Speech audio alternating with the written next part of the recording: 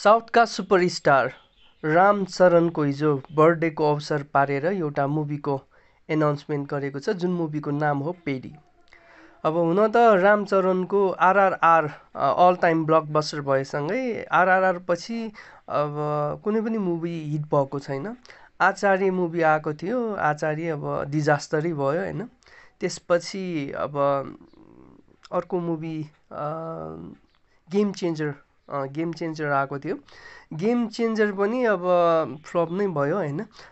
मान्छेले सोचेको थियो कि गेम चेन्जरले अब रामचरणको कमब्याक हुन्छ भनेर, तर गेम चेन्जरलाई अब दर्शकहरूले त्यति अब रुचाएन भनौँ न। एक प्रकारले अब मुभी त राम्रै थियो, मैले पनि हेरेको थिएँ होइन।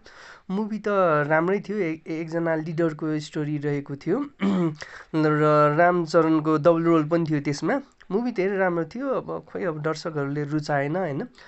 अब त्यसपछि अब यो पेडी मुभीको एनाउन्स भएको छ। एउटा पोस्टर रिलिज गरिएको छ जसमा अब रामचरणको पुरा लामो लामो अब दारी जुङ्गाहरू कपालहरू राखेर होइन, नाकमा पनि मुन्द्रा जस्तो राखिएको छ। एकदमै खतरनाक लुक्समा अब रामचरणको फोटो आएको छ। एकदमै खतरनाक लुक्स छ रामचरणको फोटोमा होइन। तपाईँहरूले पनि फोटो हेर्नुभयो होला। के अब यो पेडी मुभीबाट रामचरणको कमब्याक हुनसक्छ त? के लाग्छ साथीहरूलाई? अब मलाई त अब यो रामचरणको होइन, अब यो जय हनुमान मुभी पनि आउनु लागेको छ। त्यसमा अब रामचरणको एज अ राम क्यारेक्टरमा देख्न पाउँछौँ हामीले होइन।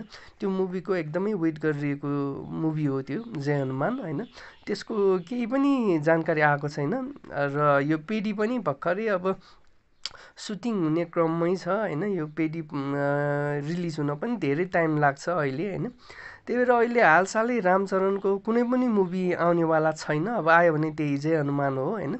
अब जे होस् यो पेडी मुभीले पनि अब राम्रै गर्छ जस्तो मलाई लागेको छ, पोस्टर मात्र हेर्दाखेरि पनि। साथीहरूलाई के लाग्छ, अब कुन चाहिँ मुभीले रामचरणले होइन कमब्याक गर्छ त? कमेन्ट गर्नुहोला र भिडियोलाई लाइक सब्सक्राइब गर्न नबिर्सिनु होला। Thank you.